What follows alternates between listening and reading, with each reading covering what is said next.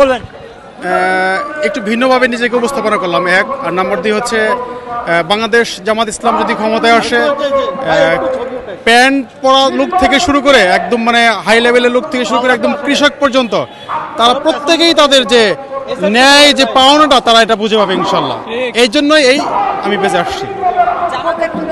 কার্যকলাপ, ওদের নামাজ, ওরা কিভাবে নামাজ পড়ে, নামাজের দিকে তাগিদ দেয়, ঠিক আছে। তারপরে হচ্ছে সৎ পথে চলার উৎসাহিত করে। এখান থেকে আস্তে আস্তে দেখে দেখে আমি জামাতের দিকে আকৃষ্ট হয়েছি। আমি টাঙ্গাইল মির্জাপুর থেকে আসছি। জি হ্যাঁ, জি আমরা টাঙ্গাইল থেকে আসছি।